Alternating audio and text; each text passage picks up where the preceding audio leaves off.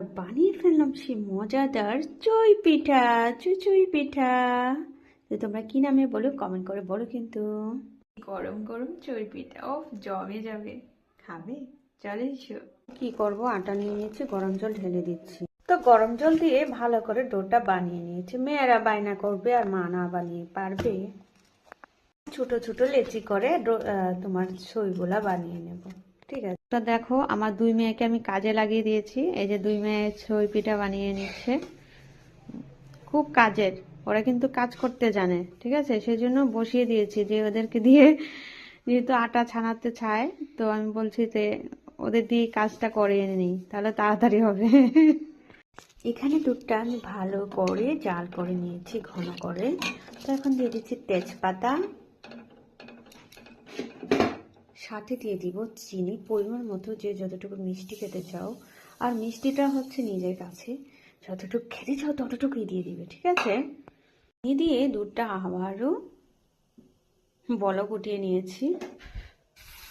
যেহেতু জাল হয়ে গেছে, আস্তে আস্তে করে অল্প অল্প করে দিয়ে দিব সইগুলা। তো অল্প অল্প করে দিয়ে দিচ্ছি। তারপর আস্তে আস্তে, এখন নাড়া দিব না, হালকা একটু দিয়ে দিচ্ছি, নাহলে একটার সাথে আরেকটা লেগে যাবে। 15-20 মিনিট জাল করে নেব। এর মধ্যে আমি কিন্তু একটু লবণ দিয়ে দিচ্ছি, কারণ লবণ না দিলে মিষ্টিটা তেমন আসে না, মনে হয় লবণ ছাড়া।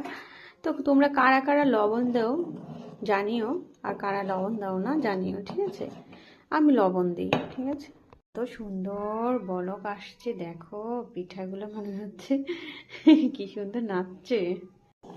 দেখো বন্ধুরা, অনেকটাই জাল করে নিয়েছি, আর অল্প একটু করব, কারণ বেশি জাল করলে আবার ছইটা আবার ঘন হয়ে যাবে।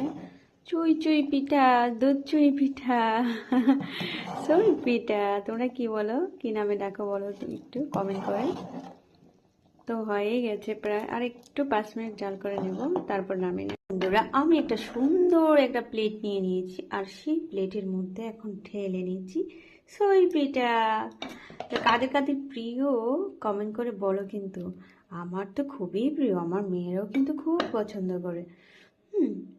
তো যেহেতু পৌষ সংক্রান্তি চলে আসছে, আগে আগে করে একটা একটা করে বানিয়ে ফেলি, একদিনে তো আর সব বানানো যাবে না। তো একটা একটা করে বানিয়ে খেয়ে নিই। ঠিক আছে, তো যদি রেসিপিটা তোমাদের ভালো লাগে অবশ্যই লাইক কমেন্ট শেয়ার করে দিবে।